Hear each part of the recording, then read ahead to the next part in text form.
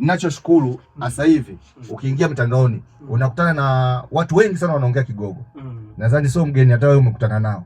Kwa Wagogo sasa hivi wamekuwa wengi. Kwa hiyo kwa upande wangu nafurahi kuona vile, kwa sababu najiona kwamba ni mwakilishi namba 1 wa kufanya sanaa ya Kigogo na wengine kunifuata. Yes. Kwa hiyo ninavyoona Wagogo wanaongezeka kufanya sanaa ya Kigogo, kwa upande wangu nafurahi kwamba mwanzo nilikuwa peke yangu na watu walikuwa wanaona yuko peke yake na walikuwa wananishauri fanya za Kiswahili, nikakataa, nikakomaa mpaka sasa hivi tumekuwa wengi. Kwa hiyo hata mtu akiangalia hiki kitu alikuwa anafanya Mgogo Chibago tu, lakini sasa hivi wamekuwa wengi. Kwa hiyo unakuta napewa legend, kwa sababu sasa hivi nikiposti kitu chochote cha Kigogo unakuta comment legend. Kwa nini nimekuja legend?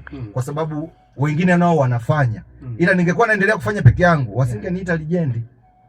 Kwa hiyo mimi hiki kitu nafurahi, na kwa kuahidi tu kwamba sitaacha sanaa yangu ya Kigogo, nitaendelea kufanya japo nitafanya na za Kiswahili, lakini mimi klipu zangu mama ni za Kigogo.